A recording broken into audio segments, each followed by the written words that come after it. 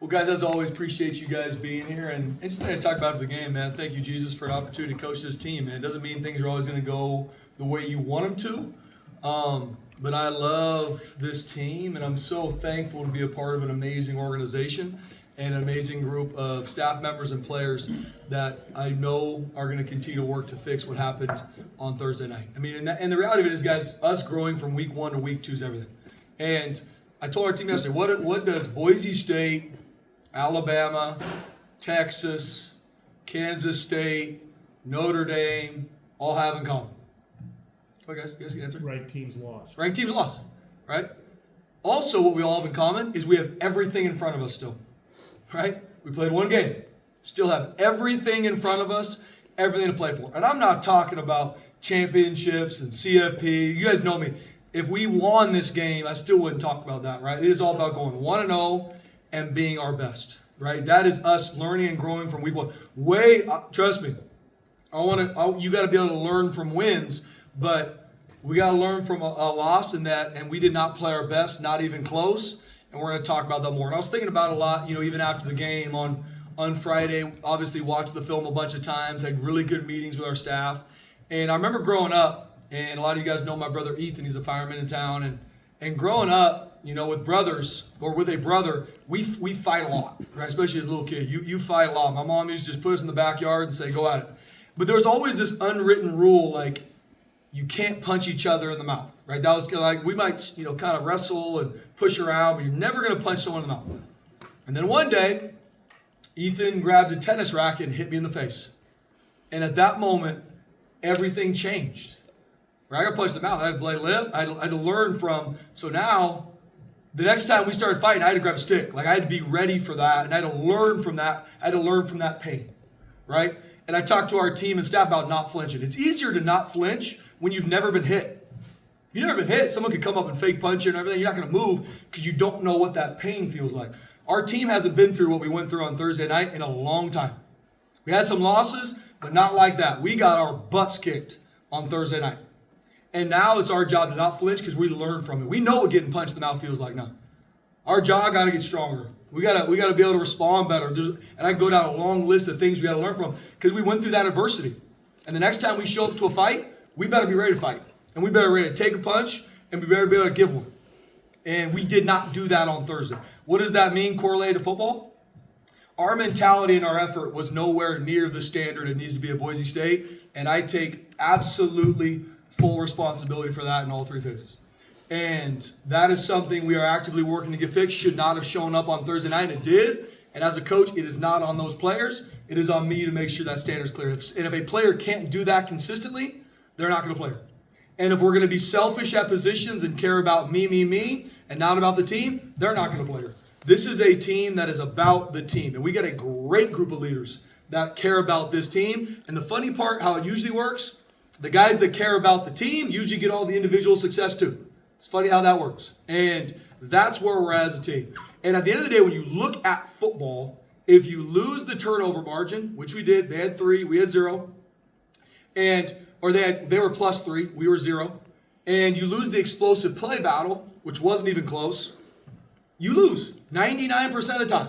That is football. You can look at all the stats. Red zone touchdowns, yes, they matter. 3rd downs matter. 4th downs matter. But if you just look at those 2 stats, you lose those football games. And we lost that. And obviously, I think questions that came up after the game, turnovers, tackling, some special team issues. Yes, there's things that we struggled with last season. We maybe were able to win games while still maybe not handling those situations the right way.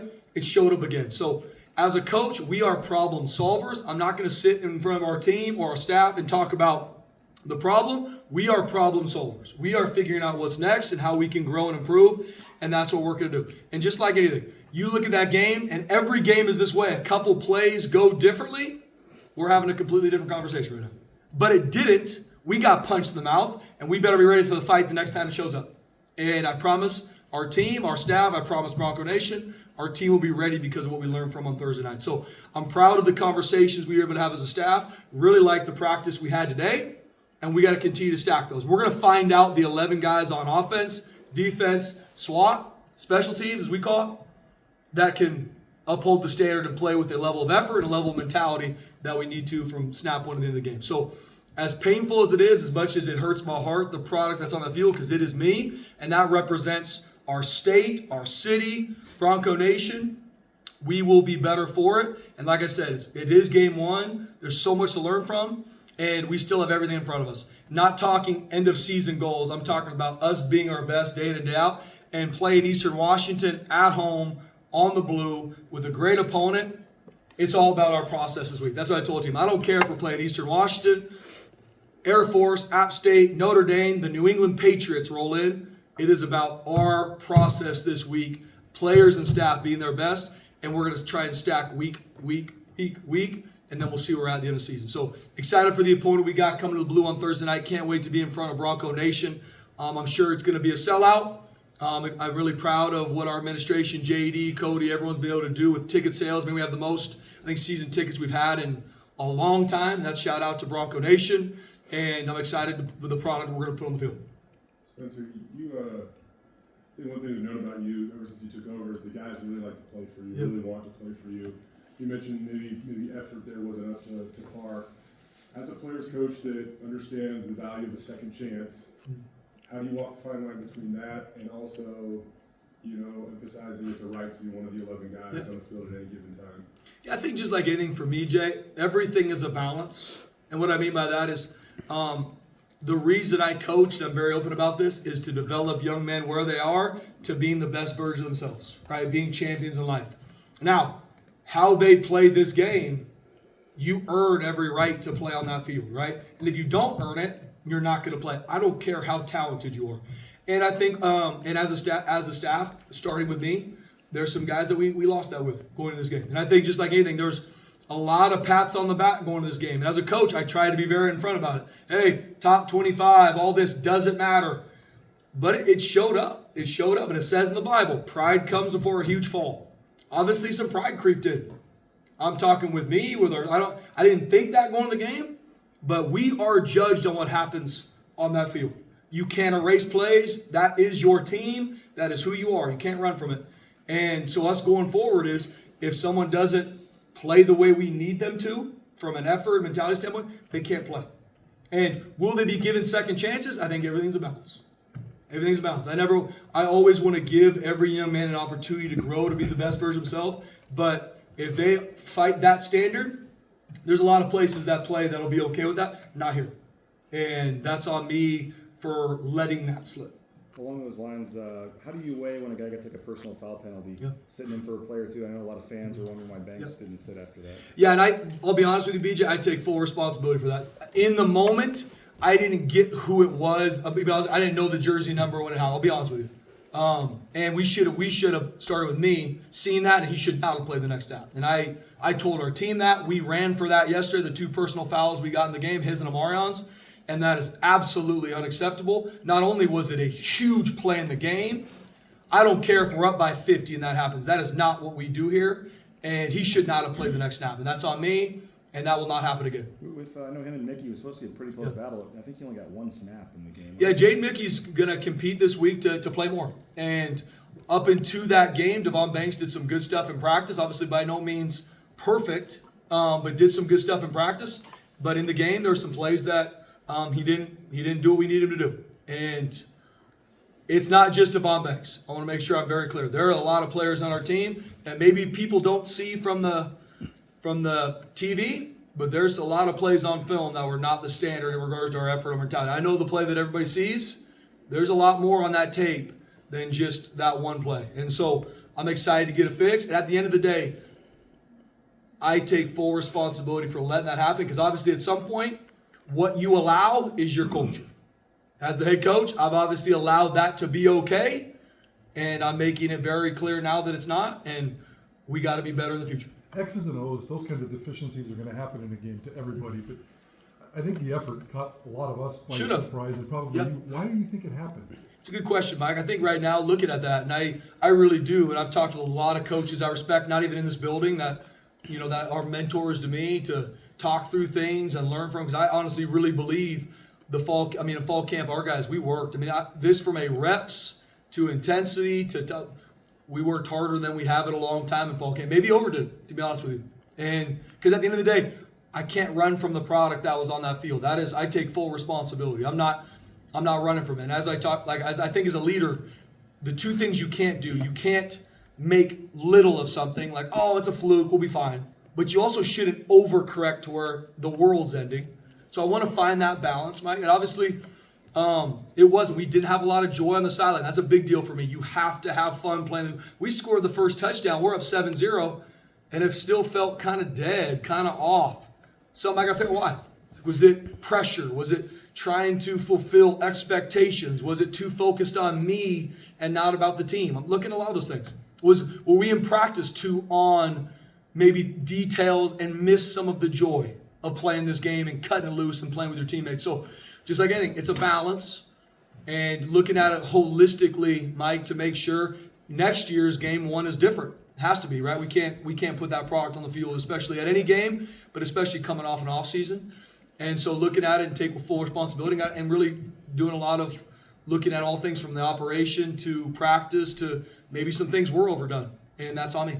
Just with game ones, obviously schedules made years ago, but there's been a lot of talk of, going on the road, Florida, it's hot, tough game, as opposed to maybe a bit easier, home game, fine-tune things a little bit. Where do you stand on balancing that? Yeah, first off, let me be very clear.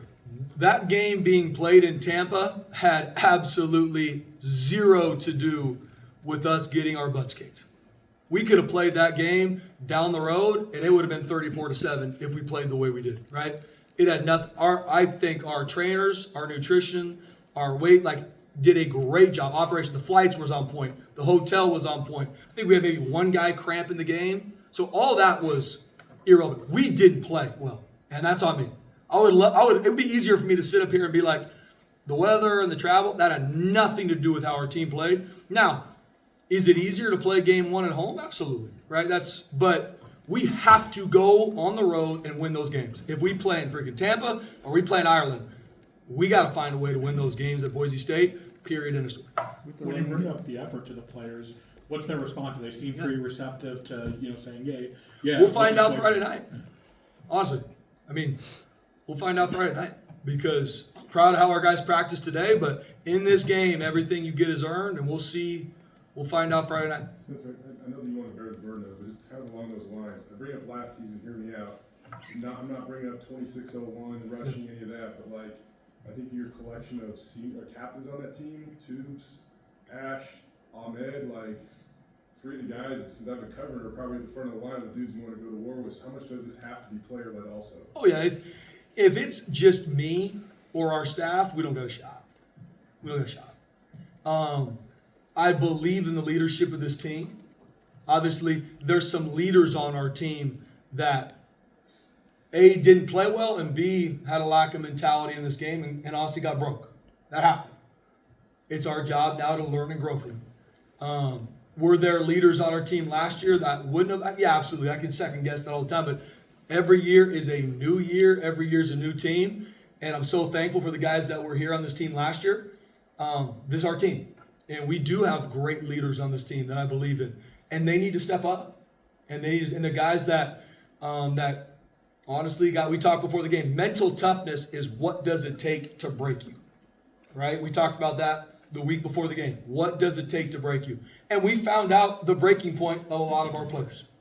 And that is on me as a coach to make sure that breaking point gets pushed or they can't play it. And we're going to play with the kid less talented, but he is going to do what he's supposed to do with a high level of effort. That is what we are going to do here. And I want to make sure our players understand that. And people in the media or people might not like it. I'm going to lead this team the way I feel called to. That's going to be about developing young men. And the product that we put on that field is going to be guys that are. With the running game, I know you said going in is going to be similar carries, which it was, but the Cider games need more than 9 carries moving forward? Or? Yeah, the run game was not even close to our standard, BJ. And we're talking about effort and mentality because that's really, at the end of the day, why this game went the way it was, right? It's a 10-7 ball game with 5 minutes left in the third, and we still hadn't played even close to our best football. And then bad play, don't respond to a bad, and it just spirals on us, right? Which that happens when you're not playing as a team. When you look at some schematics, there's a lot of stuff that I'm excited that we can improve on, but a lot of it starts with just our effort, our fundamentals. We are a run-first football team. End of story. That is what we are built for. That is what we recruit for. And we got to stay true to that. And we lost some of that in this game. We are a run-first football team. We will play action second, and we will draw back third. That is who we are, and that's what we're going to be built to do. Yeah, I think 3 running backs got to carry on the first drive. And I know you want to get different guys in there, but do you need to maybe go a little more towards one guy? Or yeah, we're going to look at it, VJ. That's a good question. I think right now we're looking at what do our players do best. And what does those numbers look like? Who's earned that? Because, yes, we want to make sure we share that. We have playmakers when they're doing what they're supposed to do. But we got to figure out what fits our players best and make sure we stay there. And I know we can. And there's a lot of plays on film that which is every game, that a block here, that runs look a lot different. A protection here, a better throw here. That's football, right? But we've got the right playmakers. We have the right guys. But we need guys that are not selfish, that are all about the team, and then us as coaches got to make sure we're putting in the right spots. Was Hall harder for Schmidt a running game? back to get into the game when they're getting 1 or 2 carries and somebody coming out as opposed to if they got 5 in a row? Yeah, but I think just like anything, we're looking at all of it. We want to keep our guys fresh. I believe in the running backs we have, but as game 1, you learn a lot as a staff, and right now I think we got a really good idea. And we'll even have a better idea after game 2, game 3, right, as the season goes. But we're going to find out more who we want to rely on in the run game, pass game. Defensively, we try to rotate a lot of guys. We're going to rotate even more on the back end to make sure the effort is much improved and that gets earned. But we're going to make sure we find the right guys and what that looks like.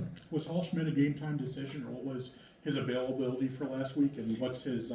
What can you say about his status for this week? Yeah, so Hall's ready to roll. So he's back. He battled his tail off to get back in fall camp. Wasn't able to go through a lot of fall camp, just coming back from the injury. But he's full go and ready to roll this week, and we'll have a lot of competition at right time. Just, I guess. Did you notice a snowball effect of I the did. miscues, or were they separately? Yeah, football is a game of momentum. Period. Momentum is created from execution, right? You can start to feel a game no different. Johnny, when you watch a game either on TV or even live, you can see momentum starting to happen. And then if it gets flipped, it's because of an execution, right?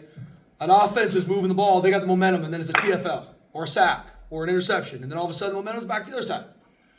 We didn't execute to get the momentum back, right? Obviously, the fake punt, which is 100% on me, how we handled it, all that will get fixed.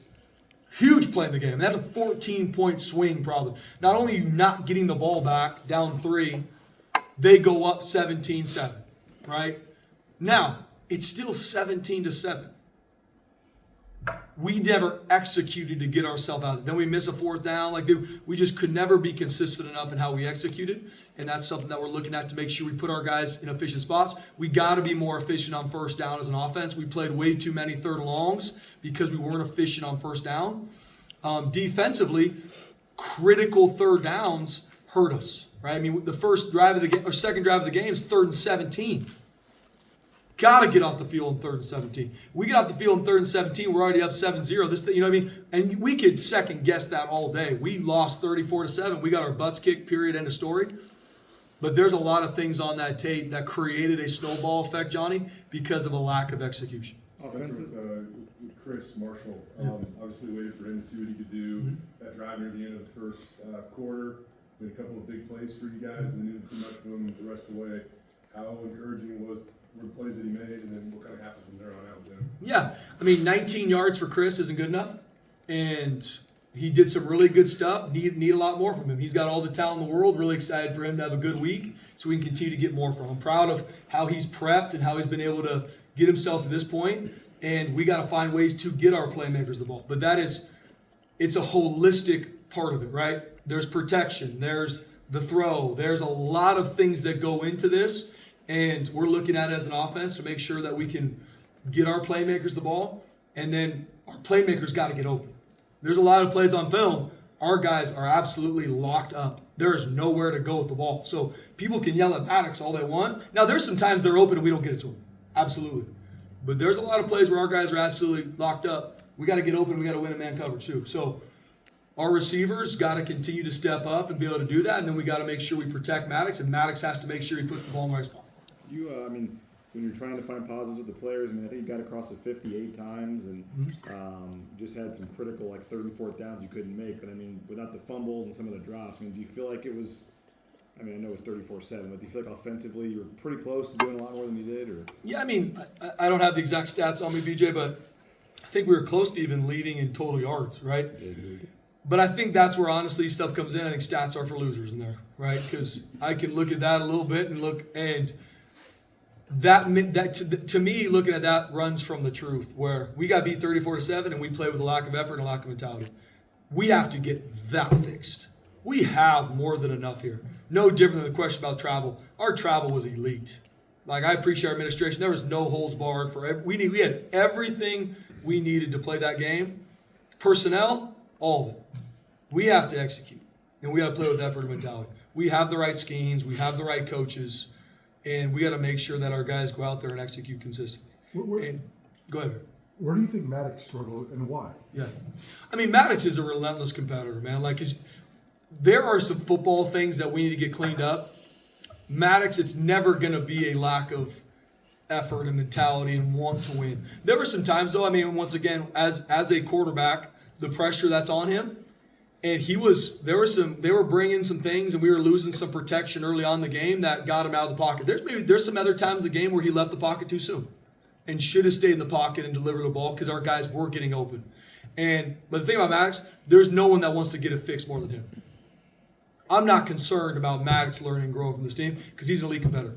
I'm concerned about maybe some guys in our team that are pointing the finger. I haven't seen it, but I'm crazy to think when you get beat 34-7, we have 109 guys on our team, there's not a group of guys that are thinking it's someone else's fault. That's what I'm working to get fixed. Even though Brown was able to break a free for 2 touchdowns, your defense still got to him 4 times. Kind of a mixed bag there. Does that give you a glimmer of something that you can work with? I'm really proud of our defensive front. I mean, we went into that game knowing we had to stop the run, and they did a great job. I mean, Braxton Feely, unblockable all night. David Latu did a great job. Our 2 edge players, Jaden Verge, Morgan, Matt. I mean, I'm really proud of how our defensive front played. So that is a promise from the game. I was going to ask about that because maybe one of the bigger questions marks was the interior of that D line and some of the depth. Agreed. But maybe more specifically, Brax. I heard kind of about his humility coming back, that he went to the back of the room, like literally, and had to earn his way back to the front of the room. What did you just think about the way that he played last night and his role as a leader on this team? Brax has earned every bit of what he's getting right now. And not only his humility when he came back with this team, he's earned the right to continually work himself back into being a leader on this team. And he is absolutely one of our best players. And he played like it. He played like it. There's some guys on our team that I think are our best players that weren't. So if you're one of our best players, you have to be our best all the time. Braxton Feely played like the guy we knew he could be every single snap he was in there, and honestly, absolutely unblockable on Thursday night. And he gave everything for his team. So proud of Braxton, and that's who he is, and he's earned the right to be a huge leader in this team, and our players see that too. And so when Braxton speaks, they listen because they not only see how he practices, they see how he plays when the lights turn on. And it's at a very, very high level. With the tackling issues, I mean, was that more technique-wise, or you mentioned the clip where a couple guys like jogging after the guy with the ball? But I mean, Effort is 99.9% of it, BJ, right? If I'm jogging after a ball carrier, I don't care what tackling drills you're doing in practice, it ain't going to go good, right? So we got to fix the effort and the mentality. Overall, early on in the game, outside of tackling the quarterback, our guys tackled pretty well. When it got to the quarterback, our guys just lost it. Tackled high, which we got to get that fixed. We will fix the effort, and the tackling will improve. And no, let's not get to it. We tackled live today in practice to get some things fixed, and we need to. We have to fix the effort and the mentality. When you have the intent to take a guy to the ground, that starts with getting to him. And if you can't get to him, you're going to be a fly in the windshield, which is what we looked like on Thursday night. Derek Ganter Jr. comes in from Eastern Washington. You guys picking his brain this week at all, trying to get information from him just to get a little bit deeper into this team? Yeah, we talk with him a little bit. I mean, I'm always, we use the film. You know, we picked his brain a little bit on maybe some guys that he likes and some things that maybe they'll do for us. But I got a lot of respect for Eastern Washington. I mean, we talked this morning about Eastern as a team. I mean, you look at the amount of FBS teams they've beaten in the past decade. I mean, there's 6 or 7 of them, right? From Wazoo to almost beat UW to Oregon State. I mean, going down the list. And so, I mean, we've got a lot of respect for them and their program. And we know we're going to get their best. I mean, you see what happened to Kansas State, North Dakota. I mean, it comes down. I mean, that's just there is not, I think sometimes people see that there's this complete skewed view of talent. It's not. They're going to have a really good, talented team. They're going to play extremely hard. They're very well coached. And yes, we'll pick Derek's brain a little bit, but we're going to watch the film. And this week for me, like I said, regardless of who we play, we are going to play with effort and we're going to play a high-level mentality. That is what I care about. I do not care about the score because the score will take care of itself if there are 11 dudes in the field doing that. What impressed you most about Eastern Washington against Incarnate Word? Yeah. Incarnate Word is one of the best FCS teams in the country, right? And they had them, I mean, it's a one-score game all the way till late. Incarnate Word scores a goal 10. But they're on the road in Texas playing their tails off. And there was a couple plays in that game that, I mean, it should have honestly gone Eastern's way to win that game on the road. So, I mean, they're going to be one of the better FCS teams, I believe that. And just, they never quit. They continue to battle. Some things went sideways for them, turnovers or this, and they battled. I mean, they're well coached. I know a lot of their coaches, got a lot of respect for a lot of their coaches, know them well. And I know those guys will be coached, and they're going to come in here ready to beat us. And they have every right to come into here and beat us. We have every right to beat them. And that's really the reality of the rest of our schedule. Everybody that plays us can beat us, and we can beat everyone on our schedule too. It's all about how we continue to learn and grow with it. But they've got, they're going to be really well trained up front. I mean, their head coach has done a great job with that offensive line and training for a long time, Coach Best. They're going to give you a lot of different formations on offense to put you in conflict. Their quarterback can run all over you if he wants to, right? Not the same runner as Brown. He's a little bit smaller, but he's twitchy. He can get out, and they do a lot of quarterback design run game. Defensively, they give you a lot of different front structures. They give you a lot of different coverage adjustments, and they're really sound. So we got to do a great job with communication the pre-snap, and at the end of the day, we got to play harder. Aaron Best has been a part of that program, either as a player or a coach, since I think all but 1 year since '96. Yep. What does that do for a culture of a program? Yeah, there's consistency, and you can see that where who they recruit, and they know who they are, right? They've had some offensive coordinators or different defensive coordinators leave to get other jobs or what have you. They've had a lot of consistency because of Coach Best being there, right? And that level of consistency adds in recruiting, adds in making sure that the mentality and the culture stays there, which shows up. I mean, when you go on the road to play one of the top FCS teams in Incarnate Word, those guys battle their tails off. They can be very proud of their team, and hats off to Coach Best. Coach, you guys are all about routine, and now maybe for the first time forever, you guys are switching sidelines. Logistically, is there anything there for you guys? I don't think so, Mike. I mean, we got bigger issues right now. You know what I mean? Just being honest with you. Our guys are going to line up on whatever sideline they tell us. If they switch at game time, we're going to switch at game time. If they tell us we're wearing practice jerseys, we're going to be wearing freaking practice jerseys. But we're going to play hard. Is there any other injury updates just as far as timelines for some guys this week?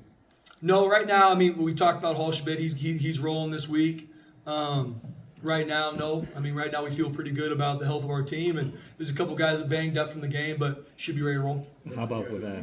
12 straight at home. It's one of the longest winning streaks at home in the country. How have you just seen the game day atmosphere continue to evolve since you first stepped on campus? Yeah. I mean, even from 2017, my first game, we played Troy on the Blue, and it was awesome. I think it was sold out. But the game day, and me and Jeremiah have talked about this, it is an event now. I mean, even as a coach, you take the field, the light. I mean, first off, Bronco Nation sold out. That's a non-negotiable. I mean, that is. There are so many coaches I talk to in the country that a huge point of emphasis is hoping fans can come to the game. And I just sit, and I'm just so grateful to be a part of a fan base that loves their team, and they pack out Albertson Stadium. 7 games last year, 7 sellouts. I mean, no different this year. I believe that. That is uncommon, and I never want to take that for granted. But then you add the lights, you add the scoreboards, you add the event. I mean, it is an event you don't want to miss. You can't get that event watching on TV. You have to be on the Blue, and that's second to none. We played everywhere, and since I've been, I feel like we played everywhere. There ain't nowhere like the blue. Just with Breezy, real quick. Obviously, he was out the last game. Where's he standing right now? He didn't practice today. We'll see where he's at. I don't see him being ready to roll this week. If he is, that'd be a bonus. But I don't see him being ready to roll this week. All right, thanks, Coach. Thanks, guys. Thanks.